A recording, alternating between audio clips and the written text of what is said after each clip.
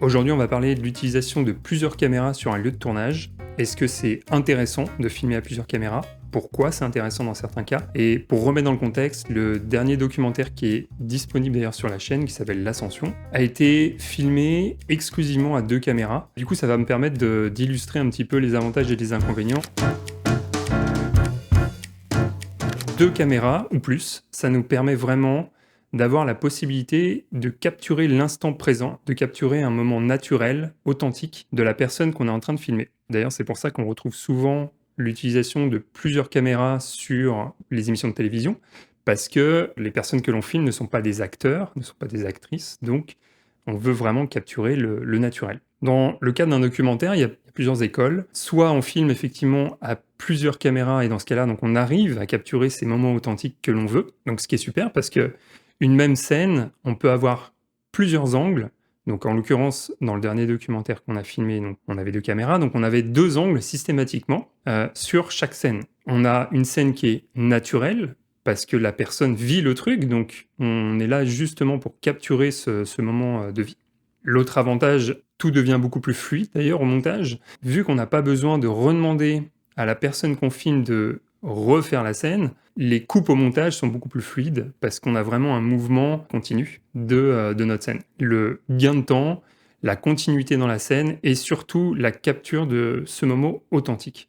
Dans la scène où on voit Vanessa en train de grimper le mur d'escalade, donc on est positionné à un angle perpendiculaire avec Eric. Moi, je suis en train de filmer Vanessa de dos et Eric est de côté. On a fait une prise et on a cette fluidité vraiment dans le montage, dans la découpe, parce que du coup, il n'y a pas de reprise. On est complémentaires systématiquement dans les prises que l'on fait. Évidemment, le gros challenge ici, ça va être de communiquer avec la personne avec qui vous êtes en train de filmer pour pas que vous ayez les mêmes shots. L'autre avantage de filmer à plusieurs caméras, mais dans ce cas-là, pour moi, ça me paraît plutôt normal, c'est tout ce qui est interview. On veut que la personne que l'on est en train d'interviewer parle avec ses tripes, que les questions d'ailleurs ne soient pas préparées, on veut de l'authenticité. Filmer à 2 caméras ou plus, c'est super parce que on peut justement couper sur des séquences et donc avoir un grand angle pour l'un, une focale un peu plus zoomée pour la deuxième caméra. Et donc ça permet vraiment déjà d'une part de masquer les coupes au montage, ce qui est très pratique. D'autre part de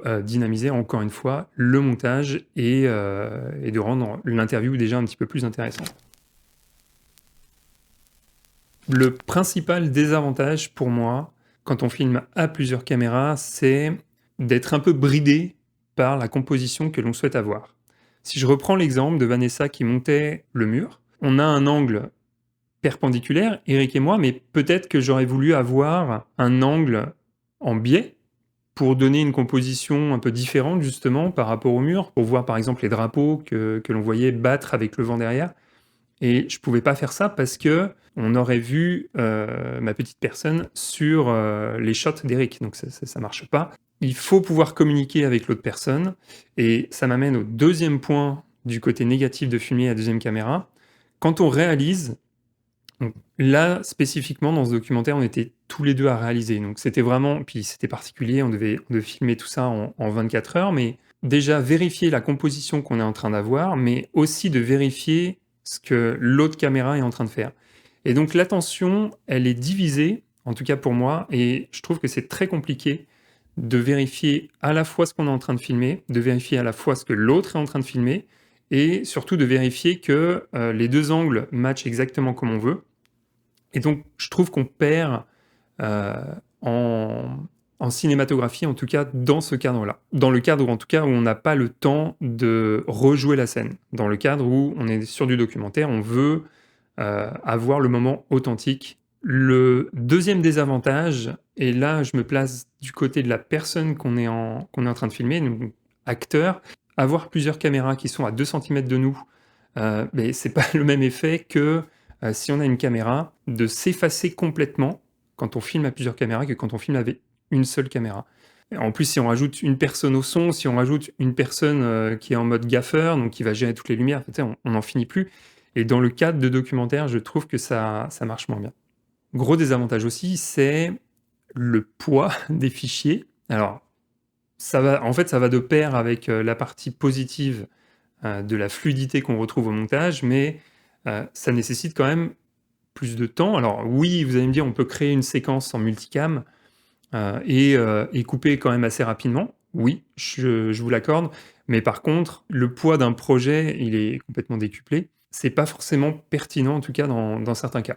Je trouve, c'est mon avis encore une fois personnel, mais quand on doit monter 2 caméras à plusieurs journées de tournage et qu'on se retrouve avec 3, 4, 5 téras, faut avoir du disque dur, donc il y a toute une partie, en tout cas logistique, qui est à prendre en compte aussi.